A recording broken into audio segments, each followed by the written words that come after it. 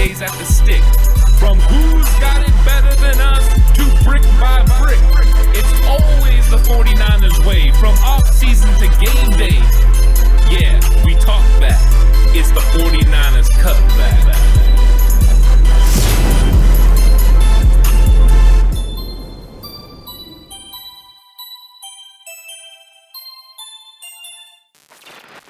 It's 49ers Cutback Podcast time. Bow, bow, bow. Yeah, I'm excited about this episode.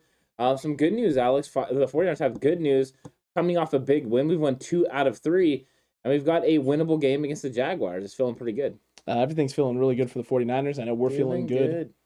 Like we should. Finally. It's finally there. We're finally feeling, I mean, we've been feeling fairly good about the team, just frustrated. But things are starting to feel good for the 49ers fan base. Returning to the faithful.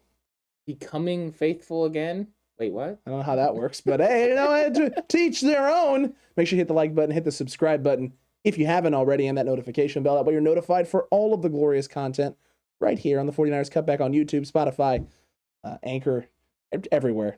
Apple Pods, Google Pods. It doesn't matter. Wherever you listen to podcasts, you watch us on YouTube. Doesn't matter. Just make sure you're subscribed. Make sure you're a part of the Cutback community and the Cutback crew.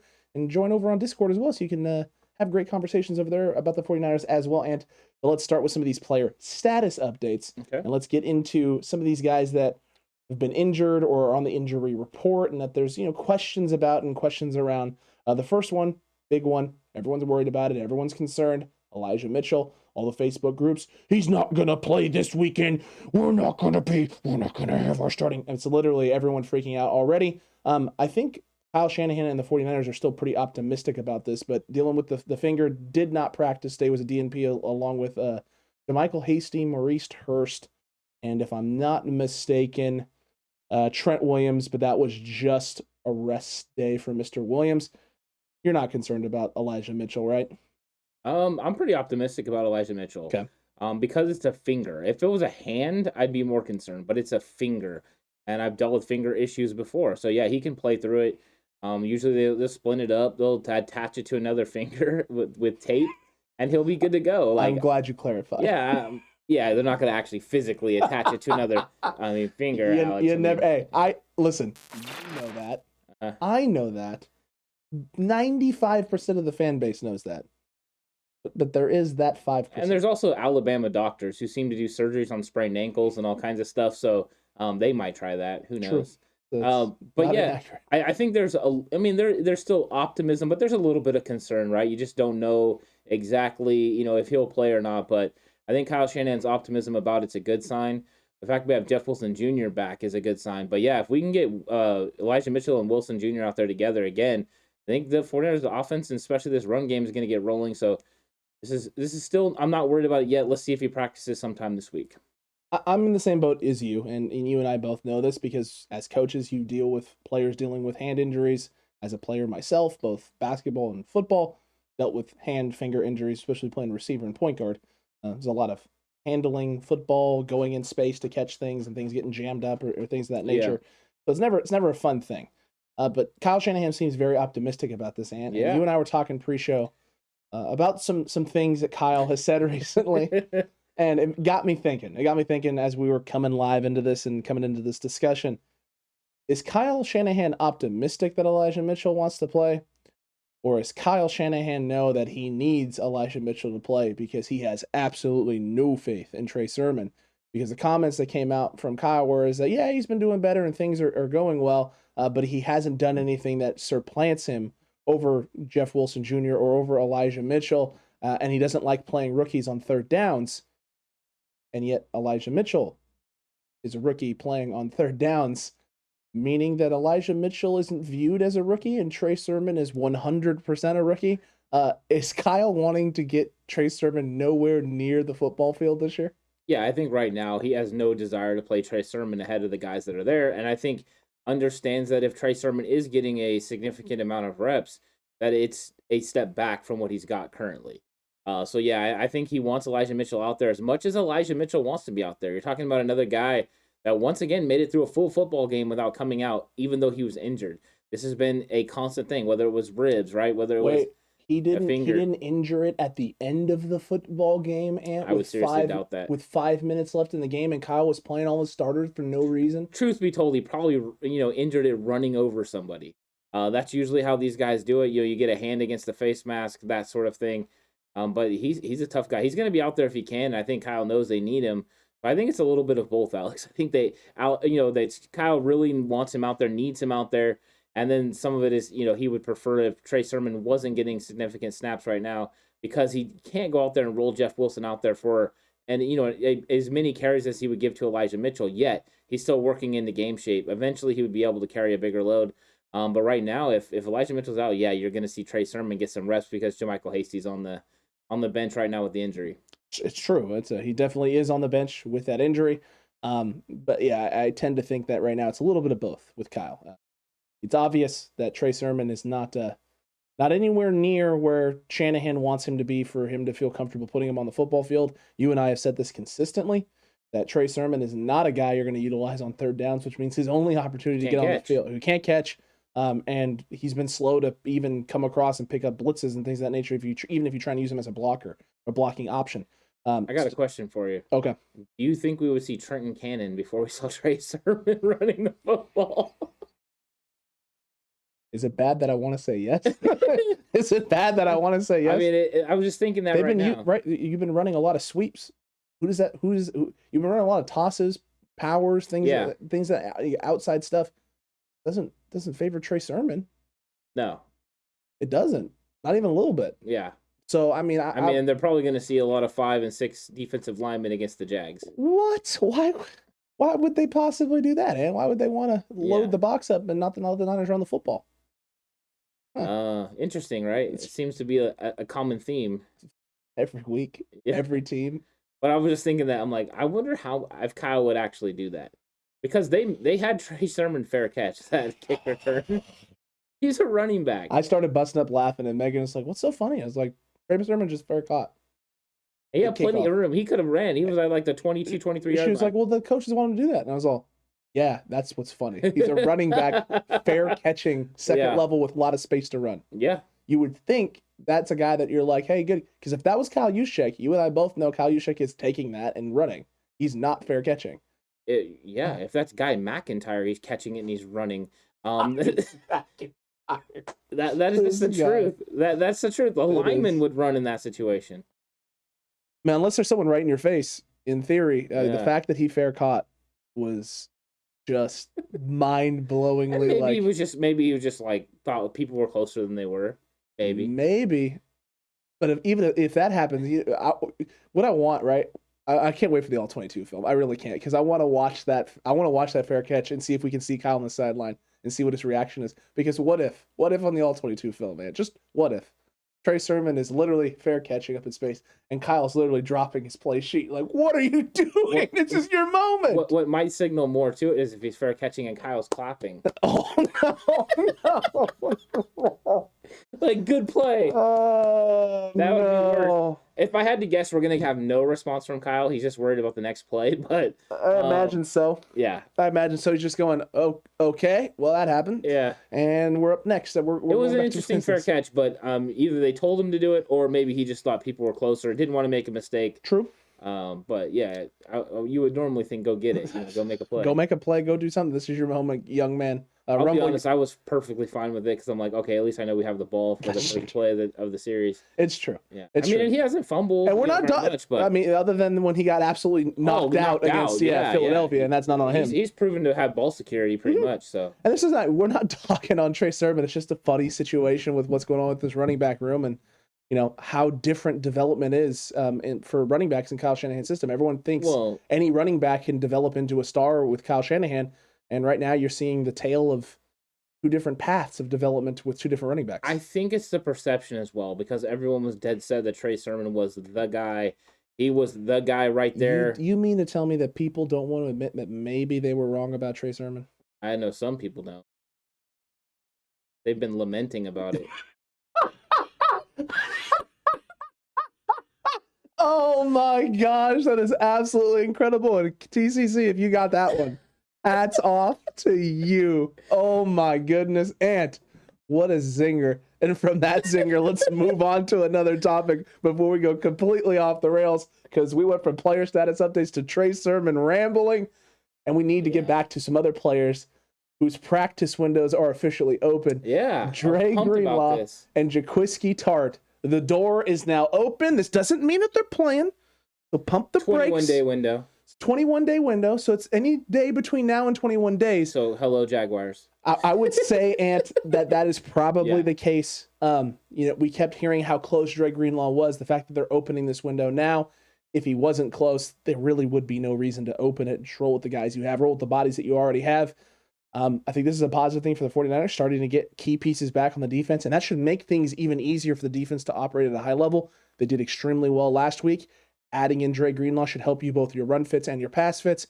Adding Jaquiski Tartt helps you in those run fits and those pass fits and takes pressure off Talanoa Hufanga to be able to execute, all game long, 4 quarters for most of the snaps that he's out there, and now be able to put him in and be like, hey, man, these are situations where we feel you can have success. Go make plays.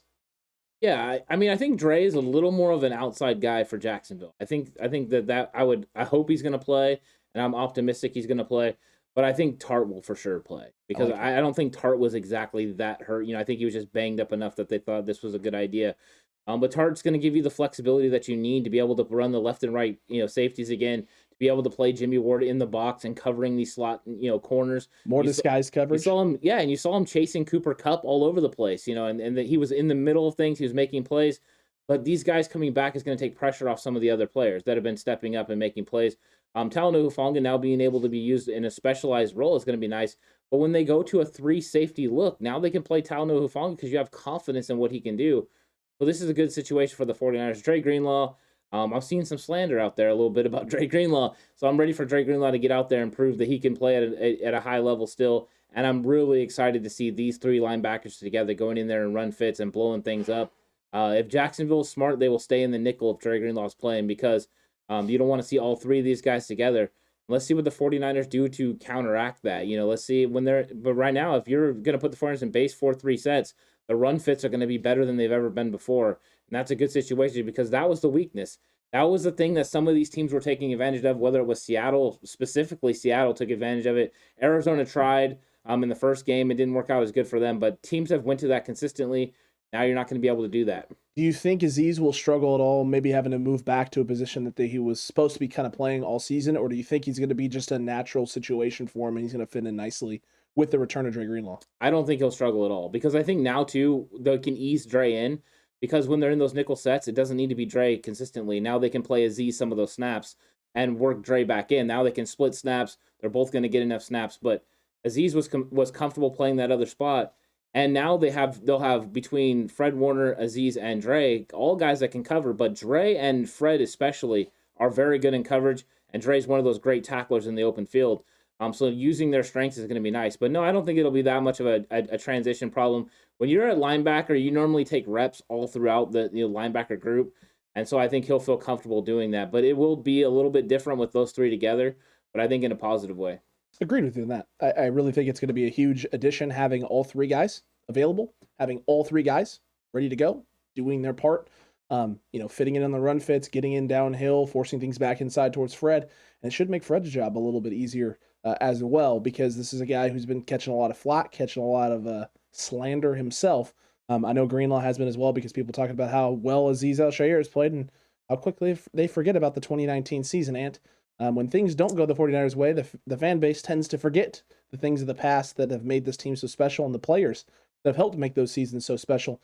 Dre Greenlaw should, in theory, his injection back into the lineup should make this defense operate at an even higher clip. It should help elevate guys like Fred Warner to be able to make even more plays, and the flash plays that everyone says are missing from his game this year, on top of the fact that Jaquiski Tartt allows you to, like you said, do that flip action, get both safeties playing left and right, up in the box, back in space, and disguising your coverages even more than you've been able to do. Because yes, you can disguise them to an extent with Talanoa Hufanga. However, Talanoa Hufanga doesn't have a full grasp of the defense quite yet, and may not necessarily play things exactly the way you want him to play when you're doing those disguises and things of that nature. Tartt and Ward are guys who've been in the system for a long time, veterans in this league, understand what you're trying to accomplish and what you're trying to execute, and with a young rookie quarterback, offense that has struggled in Jacksonville for pretty much most of the season, keeping him on his heels and not really knowing or trusting what he's seeing is going to be big for the 49ers. 100%. And having Tartt and Ward together with the fact that they're going to be going against a tight end like Dan Arnold, who's got some skills. Absolutely. And they can go ahead and, both of them can cover him and take him away. And then also just being able to locate Laviska Shenault and knowing where he's going to be at all times. They can use him in a sort of Debo fashion. But with Jimmy Ward and Tartt playing on either side, you want to motion him across. The other guy can pick him up and help take him away. So I do think that it's an advantage for the 49ers. And it's nothing against Huff. I think Huff has played fantastic this year. I think he's going to improve, drastically. But now you're adding another leader to that defense. Correct. And I think if you're the 49ers, right, what you've seen from Hufanga now makes you feel really comfortable about rolling with him going forward. Being a guy that you can trust to start in the future here and the very near future. Should anything happen to Tartt or Ward the rest of this season, or should you decide you want to move on from Tartt in the offseason and just roll him and Jimmy Ward next year? All about finances. It's going to be big. It's going to have a huge impact on what guys you can bring in, what guys you want to bring back, and how much money you're willing to pay them if you do. But there's also some, not questions, but I want to get your take on this. I don't know if you've watched any of Jacksonville recently or what you've seen of Jacksonville recently. Jamal Agnew is a DB / wide receiver sort of hybrid, and they've been utilizing him a lot in that Percy Harvin-esque role. Right. Both as a runner, as a slot wide receiver, out in space, going deep. Speed is off the charts. The route running is spotty at best, and he's got a limited route tree in terms of things he can do, but he's been able to have some big plays. Are you worried about his speed at all? I'm always worried about speed when we're talking about our defensive backs and our secondary. The key is he's got to be able to get open, and these guys can play, play off of him and make him beat them underneath. With him not being a great route runner, it takes him a little bit longer to get in and out of his breaks, and that gives you time to close. But I think if they put a safety over the top at times, or they confuse him, but it's going to come down to pass rush. As long as he doesn't have the time to get the ball down the field, then it's not going to be an issue. But of course, speed always is something I worry about when I'm talking about the 49ers defense. We've seen this over the years. Now we've went against some speedy receivers this year. Absolutely. Especially the Eagles. The Eagles lined up a bunch of speedy receivers, and besides Deommodore Lenoir getting beat on that one, they held up pretty well. So in that regard, I'm not as worried because, they were way better route runners. Devontae Smith and those guys are way better route runners than what we're going to see from Agnew in this game. So, yeah, I'm not too worried about it. All right, I like it. I do. I truly, truly, truly like it. And we just talked about, the addition of Greenlaw back into this lineup and how that may make things easier for Fred Warner. And Fred Warner, Ant, has been a little self-critical recently. Really kind of not necessarily calling himself out, but definitely saying that there's a short answer to what's been going on with Fred, and that is he could just be better. He said I can always look back at the things that I'm doing and trying to get better from what am I doing and asking the question, am I getting better or am I getting worse? Last year I was playing at a high level, obviously all Pro Bowl. Am I doing that this second? I wouldn't say so. That is from the mouth of Fred Warner. I wholeheartedly disagree with what Fred's analysis and self-analysis and self-assessment of himself is, but this is what leaders do, right? You take a look at the struggles of the team, you take a look at what's going on around you, and you go, am I being the best version of myself right now? And if you look in the mirror and feel the answer is no, then you say it. You come out and say it. You come out and be honest about it. You and I both have seen the adjustment Fred has had to make without Dre Greenlaw in the lineup and what he's been asked to do. It's not necessarily something that plays to his strengths and allows him to be the flashy playmaking guy that we've seen in years past. But he's done an incredible job in the role he's been asked to fulfill and fill this year so far.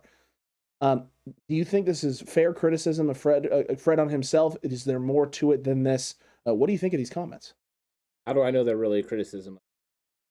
Sometimes leaders say things to get other people to look at self-reflection, or when a leader is willing to look at themselves and say, hey, I could play better, because we all know every single football player thinks that they can play better after every single game. So he might not believe it to the extent that he's saying, but he's trying to get every other player to realize that they need to look at themselves and play better. So calling himself out is in fact giving everyone the ability to call themselves out. And that's one of the big things. That's one of the things the Seattle Seahawks have done really good with Tell the Truth Mondays and those type of things, where you look at yourself on film and then be critical of yourself. That way you can get better. I think that this is something the 49ers organization is doing. You saw Kyle Shanahan say, hey, this was me. You've seen Jimmy Garoppolo say, no, that was me. You've seen Fred Warner now say, no, this is me. George Kittle says, no, we need to execute better. We're not doing good for Kyle Shanahan. everyone is taking accountability. When you take accountability, it gives others the permission to do so themselves. And when everyone can start taking accountability for their own actions and then raise their game because they feel like they're not doing good enough, then what it does, it helps the team play better. So this doesn't surprise me at all. Now it makes sense what John Lynch was doing on the radio. He was setting the tone for how they were going to handle this. By John Lynch doing it, he was trying to inspire other players to step their game up and be like, wait a second, Fred's taking heat. This is not a Fred problem. I haven't been playing to the level that I need to play. It's a rallying cry now. And now Fred is doing the same thing that these other guys are doing. Like, I could play better. I could do better. And that'll give everyone permission to say the same about themselves, and maybe they'll step it up. And he's honest about some of the things that may be causing what he feels is, in his words, his slump that he's dealing with, right? The big contract, feeling like he has to prove his worth, all those things. And all those things definitely probably play a factor, and especially for a player like Fred, who's very much about, the work, putting in the work, being consistent, playing consistent, being the guy you can rely on. And, him feeling like maybe I haven't been that guy every snap, every play. I've missed some tackles. I've missed some key things on certain situations. I missed falling on a fumble against the Arizona Cardinals. I could have changed the momentum of the football game for us. I mean, there's definitely things you can nitpick and find to self-evaluate and be self-critical. And I think you're right. I think John Lynch's comments about Fred specifically on KMBR were that opening the door of, hey, put it on you, right? I'm opening this door here. I'm being critical of you openly to everybody. Yeah. Embrace it. You do the same thing. Take a look at yourself and be critical, because if you do, everyone else around you is going to be like, well, hold on a second. He's leading the team in tackles. He's being asked to play out of position. Why is Fred being criticized again? No. This isn't. No. This isn't on Fred Warner. This is on all of us. Maybe Fred's not playing well, but we could all do a little bit better to make his job a little bit easier also. And like you said, it opens up that door for self-evaluation top to bottom, which is good. It's important for the 49ers. And that also led to the players-only meeting Sunday night before the Monday Night Football game, where Jimmy Ward, Fred Warner, and Eric Armstead, and I believe there was an offensive meeting as well, but I know those three specifically met the defense and basically just started asking questions. What do we need to be doing? What do we need to do as leaders to get this defense and this team playing better football, being the team we all believe they can be, right? Turning over that new leaf, second half of the season, becoming the team we all know we can be. And it worked. It absolutely worked, because the defense came out and balled out. Jimmy Ward had himself 2 picks. And there was constant pressure on Stafford all night.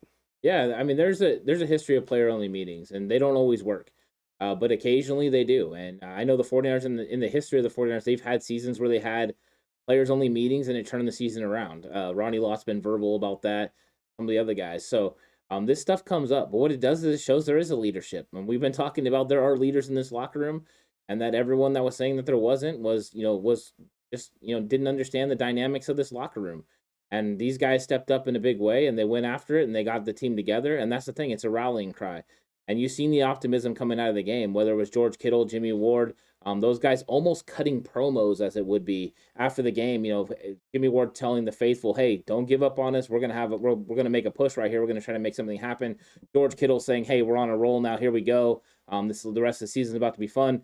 They're feeling optimistic. And that's what we've been talking about with this locker room, is if this locker room wasn't sound, if it didn't have leadership, they wouldn't have been saying these things the entire time. They would have given up. Some of them would have, already phoned it in, been planning their fishing trips and all that for later on in the season. But they weren't willing to do that because they have a good leadership group.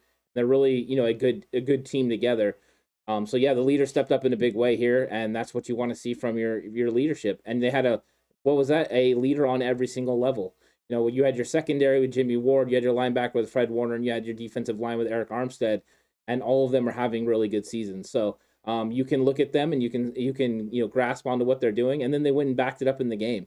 Jimmy Ward had a good game. Fred Warner had a good game. Eric Armstead was out there taking on double teams and doing what he needed to do. He ate up so many double teams against the Rams. I mean, it was absolutely insane how many double teams that guy was having to deal with. What's crazy is he beats double teams at a higher rate than Buckner does. Hey, but according to Thanos is out there, he's still just absolute hot trash. Garbage. Oh, I know, I seen it, but he beats double teams by over 5% more than Buckner does. I'm not saying. I'm just saying. Listen, I'm not saying, but the stats don't lie. Also, the film don't lie. I love Buck, but you know what I mean. In the same regard, it's like if we're going to be critical of Armstead at every turn, let's look at the things that he does well. Well, you got to give him credit, right? Yeah. Give him credit where credit's due, and be critical where criticism is warranted and necessary. Armstead's a top 15 defensive lineman in the league. I mean, statistically, this year he's like top 5. So yeah, I mean, even PFF agrees that he's a top 15 defensive lineman in the league. Yet we still have somebody that says he's not. Think about that. Let that guy sink in for a while. That guy also thinks Nick Bosa is oblivious, Ant, but Interesting thing, Rich Madrid. You know what? Okay, just real quick. Go ahead. If I'm being honest, I really wish Stafford's wife would have thrown that pretzel at his head. That would have been wonderful. It would have been absolutely, especially if it had cheese on it too, all over his stupid little red jacket thing that he wears. But no, did you? I don't know if you saw this, but Rich Madrid had an interesting tweet where he's talking about Nick Bosa not getting held. So they actually I actually watched the video of the rules, and that hook across the chest is not a hold.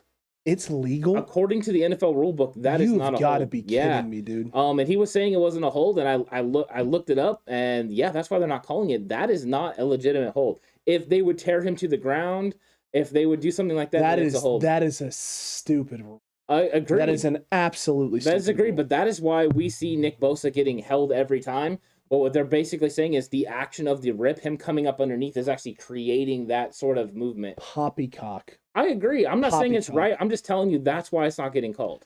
I hate to break it to NFL officials, but if Nick Bosa is starting his rip before there's arm contact, and he's almost completed his rip and is a step past, the offensive player has no right to have his hands anywhere across his body, preventing him from getting the lane that he has properly established. Well, he's actually got to get farther upfield, right? So that way that offensive lineman is pulling him from behind. Once they do that, then it's an actual pull, then it becomes a hold. But that initial, that is not going to get called. Because it actually says in the framework and outside the framework are both legal. And then I get some questions for the NFL because I've seen a lot of holding calls this year outside the framework. Well, I think that's when they start to pull, right? You're starting to yank on jersey and stuff. That's a holding. That's such a crazy. It's a crazy rule. That's crazy. They might need to fix it. I'm just telling you. They definitely. Well, they 100% need to fix it. After watching the NFL video on the rules, like he's not wrong. This makes sense. Yeah, this 100% makes sense.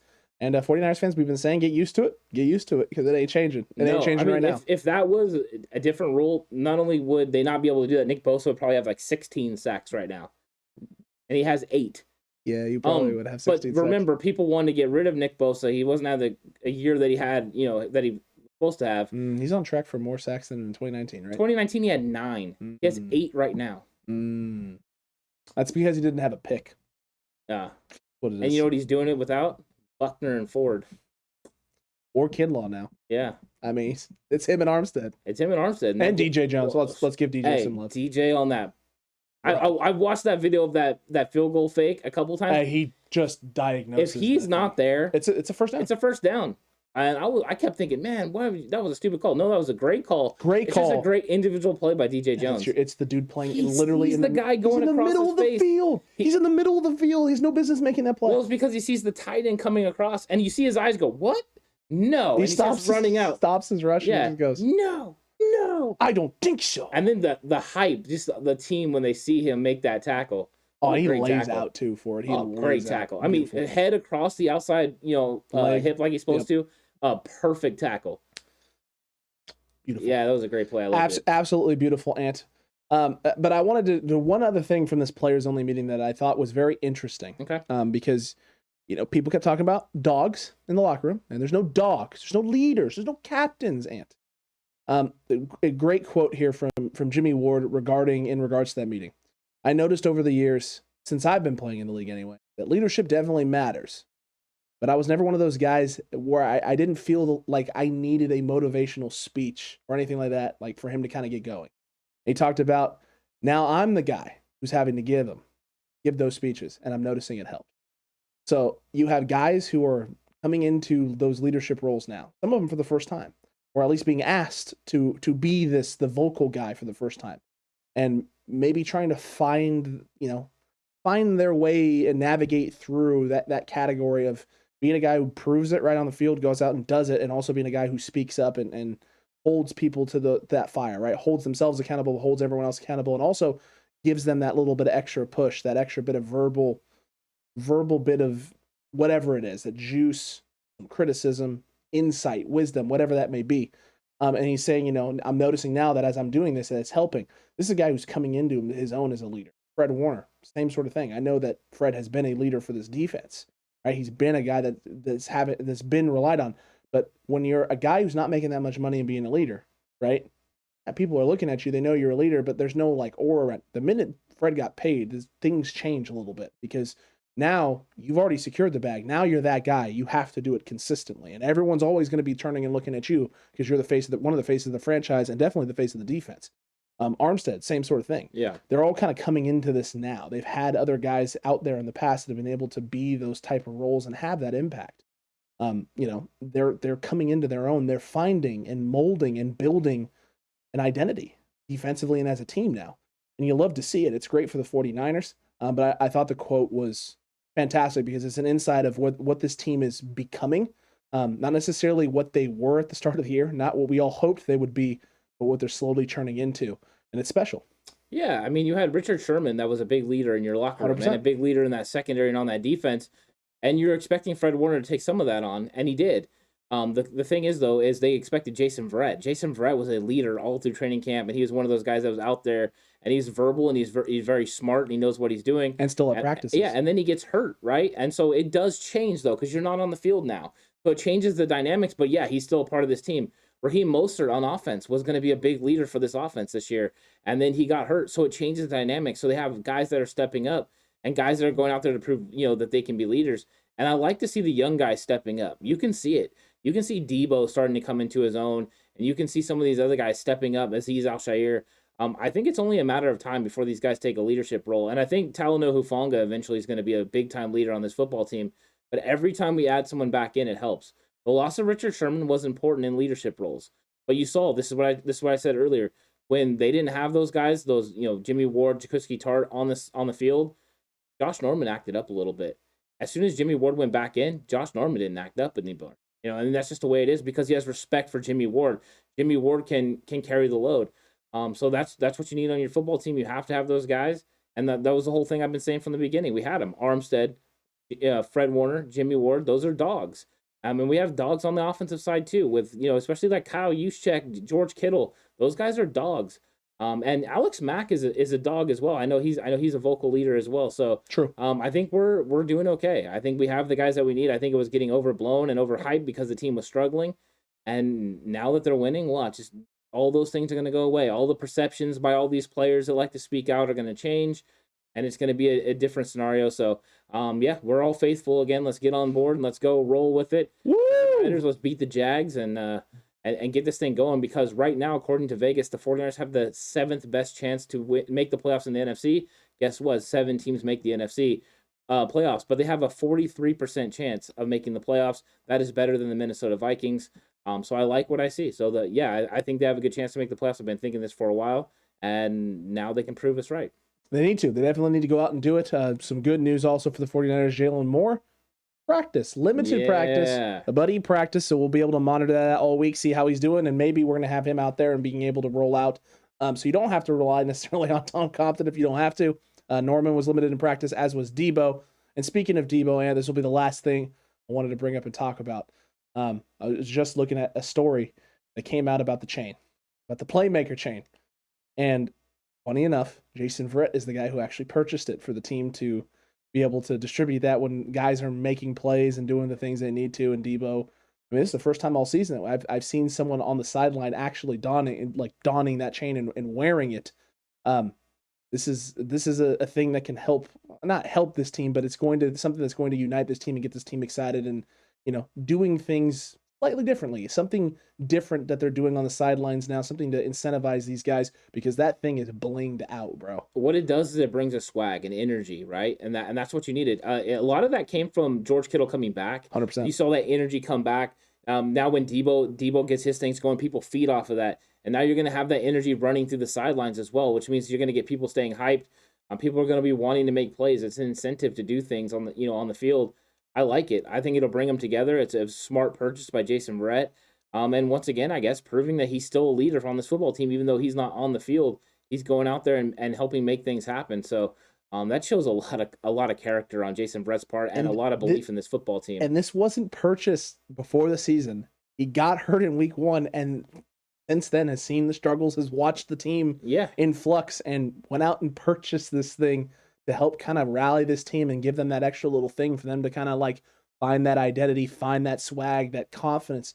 And it's shown up in a big way, man. It's a huge thing for Jason Verrett. Hey, Ant, I don't know if he necessarily wants to go anywhere. No, 100% he doesn't. And those type of things make you want him to stay. I mean, yeah, he's a great football player and unfortunately gets hurt a lot. But those type of intangibles are huge. You know, those are the things that him and Raheem Mostert add to the football team that sometimes can't be measured by dollars.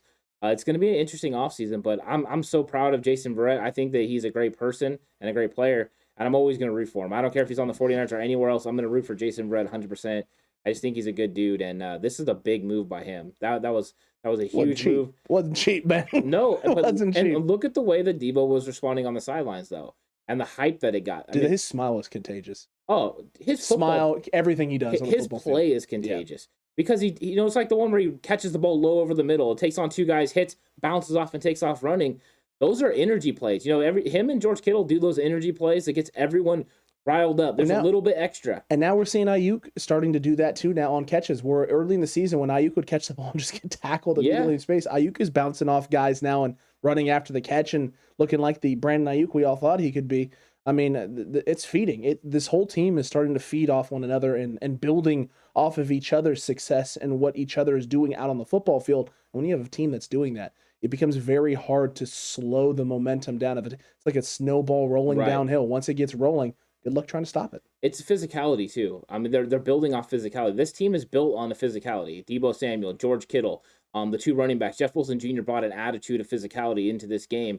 And it's contagious. Kyle Juszczyk, all of them. And once you start freaking Williams, always every single play. I almost forget about him because he just does it consistently. It's so you have to you almost have to like find yourself forcing yourself to watch Trent because you just don't want to because you already know like you know it's a domination. You know there's not going to be a lot of hiccups. And then even when there are hiccups, he does something immediately the next play, like takes a guy with one hand and throws them 5 yards for no reason.